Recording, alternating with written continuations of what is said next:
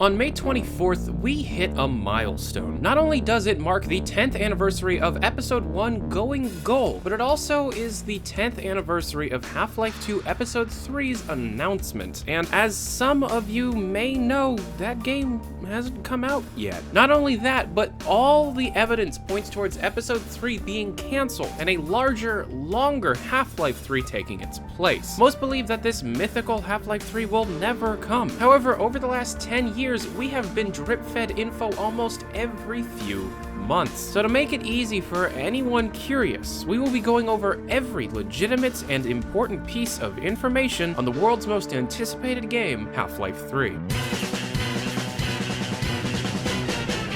Initially announced in a May 2005 issue of PC Gamer UK, Half-Life Aftermath was intended on being a story follow-up to the then recently released Half-Life 2. The importance of this fact is interesting. As most know, Aftermath became Episode 1. However, it was originally intended to house its own story arc, which was stretched out across episodes due to Valve wanting to experiment with episodic content. Eurogamer posted an article on the matter on April 8th, 2005, stating that the idea of a Half-Life 2 expansion had been rumored for a while before, and the fact that Valve hadn't farmed its development out came as a surprise. Aftermath was set to be a Steam exclusive released in the summer of 2005. Shortly after, the first screenshot was released showing off a cut Combine shotgunner. In late May, a retail version of Aftermath was announced, and a specific release of September of 2005. Now, during a Q&A with Robin Walker held in late June, Aftermath was first referred to as an episode of the Half-Life franchise. In August, the first teaser trailer of Aftermath was released, and from this point on, Aftermath took on a very similar appearance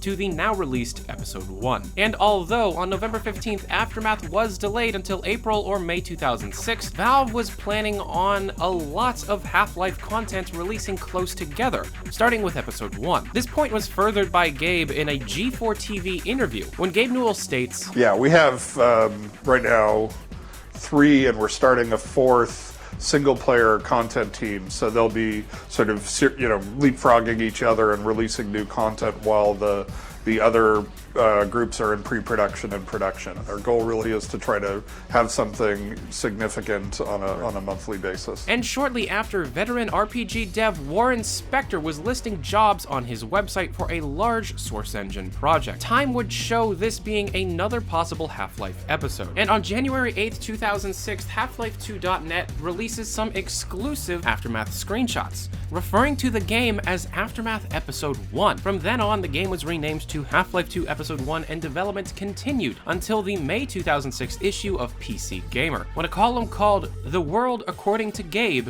announced the existence of Half-Life 2 Episode 3 and 4. Now, on June 6th, 2006, in an interview with Eurogamer, in response to a question about the Aftermath name change, Gabe states, "A better name for it would have been Half-Life 3 Episode 1, but Half-Life 2 was the name we used." Now, pre-production on Episode 3 was announced on the 17th of May, 2007, and after the release of Episode 2, many were wondering why there was an absence of a teaser for Episode 3. And when asked about it, David Speyrer told Rock Paper Shotgun to leave us open on Episode 3. "We're going to try to do something pretty ambitious for that project. We don't want to overcommit." If you look at the Episode 2 trailer, there's some pretty radical differences between what you see there and what is in the final game. Shortly after, PC Gamer runs the first piece of Episode 3 art in the November issue, showing Combine advisors in an Arctic environment. Now, old CCP files for Episode 3 were found in a beta build of the Source SDK on April 21st, 2008. These CCP files were listed as NPC Combine Armored and NPC Weapons Scanner. These were quickly dismissed by Valve employee Tony Sergi on the Steam forums, stating that they were old and added by accident. It was around this time in May that Valve artist Andrea Wickland uploaded some pieces of concept art for Episode 3 to her Picasa account, only to be discovered by the community in 2012. The art shows off Alex in warm Russian-style clothing along with her father's jacket. Many pictures of an unnamed Episode 3 character, along with more shots of Alex. Now notice a theme of warm clothing. Other images depict a crashed helicopter in the Arctic, one with two characters standing next to the chopper facing a large, looming building in the distance. Surprisingly from there, a few of the pictures depict characters in Zen, with platforms and an unnamed creature. Now,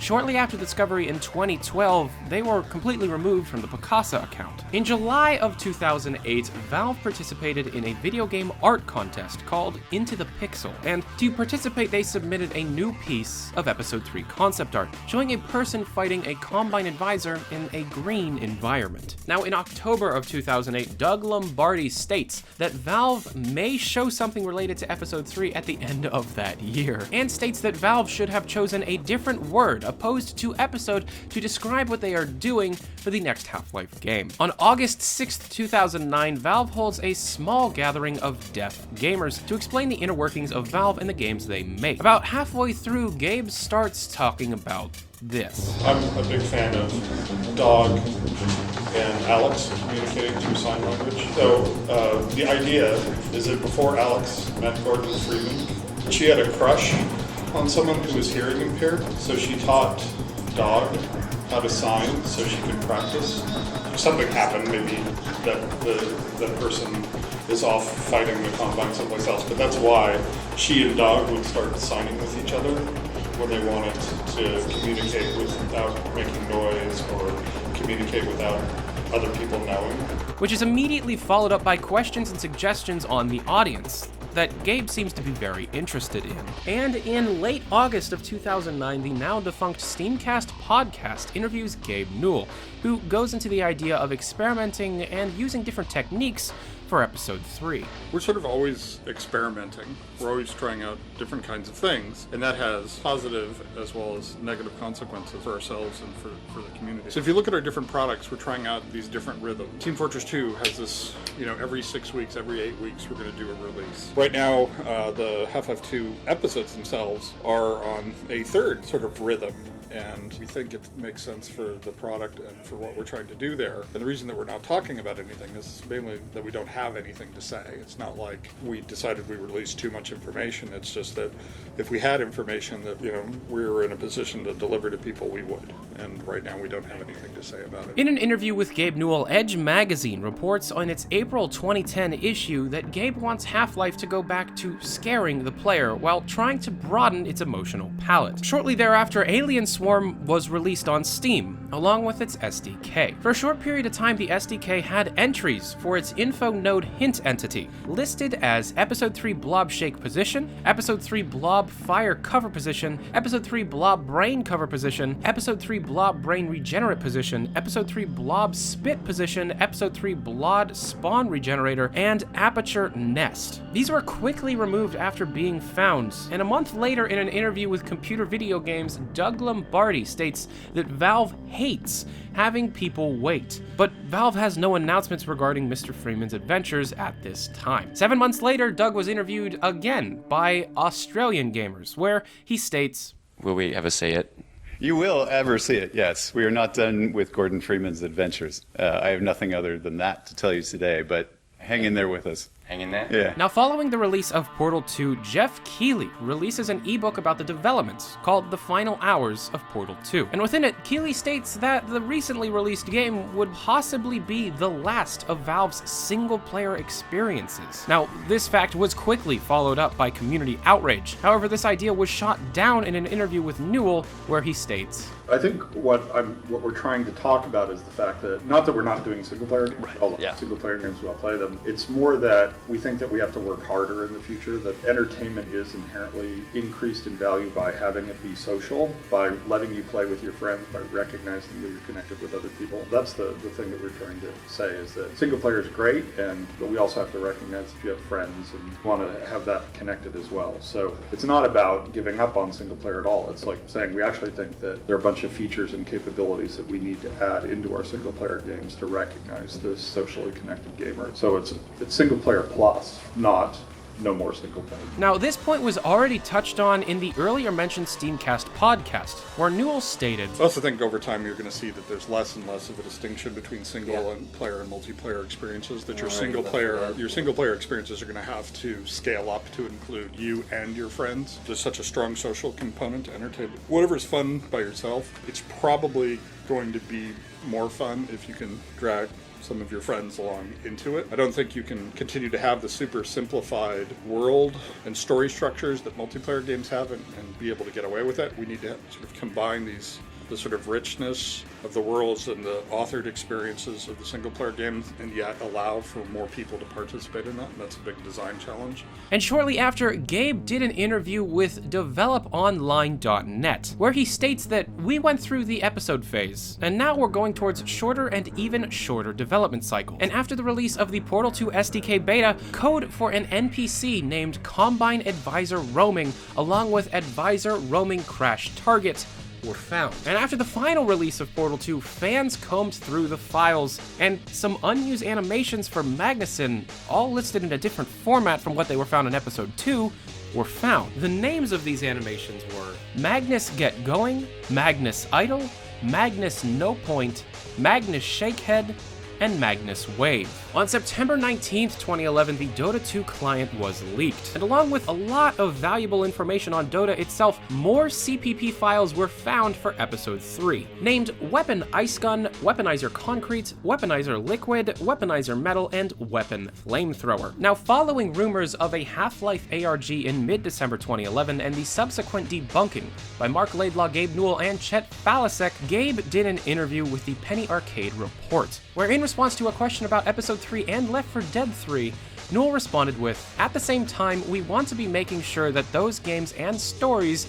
are moving forward, while making sure that we don't get into terminal sequelitis. But we've always done that. Part of the reason that we have backed off talking about what was happening is when we did that in the past with Half-Life 1, it was out a year after we originally said. Half-Life 2, basically if you go and read the forum posts, apparently it took us 50 or 60 years to get it done. So we're trying to be careful and not get people too excited, and then have them go and be disappointed. So we're reacting in the other direction and saying, okay, let's have things a bit more baked before we get people excited about it." In April of 2012, Gabe did an interview with the 7-Day Cooldown podcast, and within it, the clever hosts asked a question about, when can we expect the release of Ricochet 2? In terms of Ricochet 2, we always have this problem that when we talk about things too far in advance, we end up changing our minds as we're going through and developing stuff. So as we're thinking through the giant story arc, which is Ricochet 2, you might get to a point where you're saying something is surprising us in a positive way and something is surprising us in a negative way.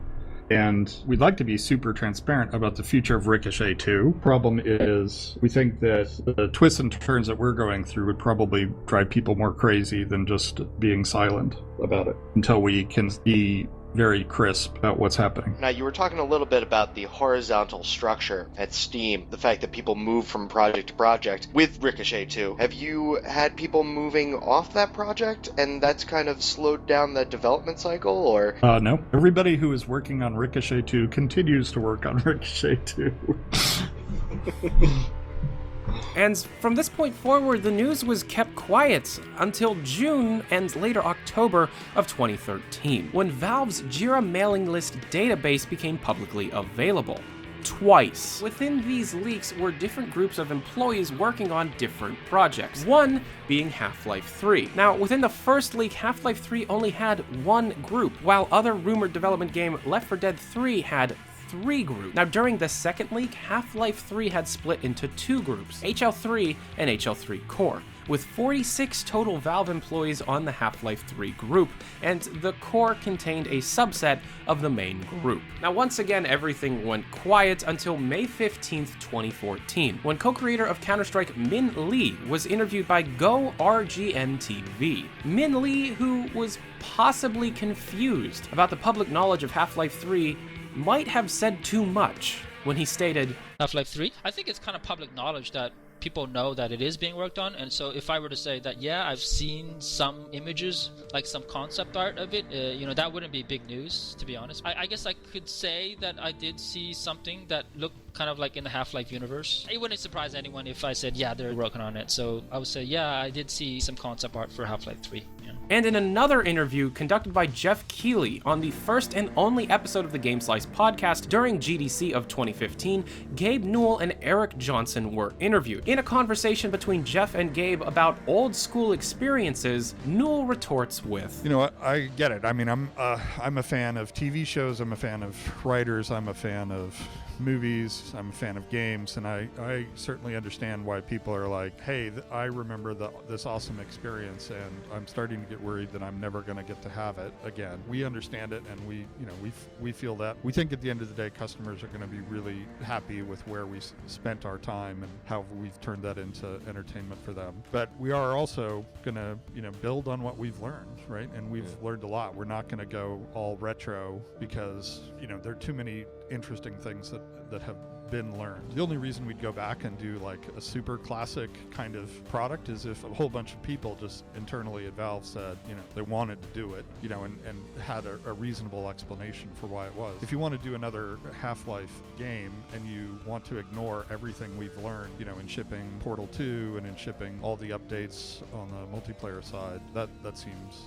like a bad choice. We'll keep moving forward, but that doesn't necessarily always mean what people are worried that it might mean. And on October 9th, 2015, Valve leaks a group of TXT files in a recent Dota 2 update. The files were labeled HL3, AI Base NPC, Lights, and RPG. Now, a very detailed video was made back when this happened, and I recommend checking it out, link in the description. But a general idea is that these text files talk about an RPG in Source 2, a day-night cycle taking place in a Source 2 developed game, and things like a Combine spy grenade and a crowbar zipline within Half-Life 3. And lastly, and possibly most importantly, during the release of the SteamVR test bench demos within the last couple of months, it was found that the earlier versions of that program were available to be downloaded by the public. And if you were to download it, found within the game were many Source 2 development maps, some referencing Half-Life 3 and the Strider. Most importantly to me, a texture group was found, all depicting an old man, with the head texture being called Rebel Head. Later being confirmed by some inside sources that I am very close to that these had to do with Half-Life 3. The age of them were unknown, but the fact that Valve publicly allowed some Half-Life 3 textures to be out in the public was very interesting, and is arguably one of the first real assets that anybody had ever seen of Half-Life 3. And that is the last 10 years and everything important that has happened in regards to Half-Life 3. If you like this video, hit the like button. If you dislike this video, hit the dislike button, and be sure to tell me why you didn't like it in the comment section below. If you want to support these videos, I have a couple of ways. I always have my Patreon page. Link to that is down in the description, or if you just want to send me anything, I do have a P.O. box. Address to that also down in the description below. I live stream 3 times a week, Thursday, Friday, and Saturday, scheduled to that, also down in the description below, and anything sent to me in the P.O. box will be opened on a live stream. Thank you very much for watching. I'm Tyler McVicker. This is the Valve News Network. Have a good day. Adios. 3, 4. Ah, shit. I counted to 3.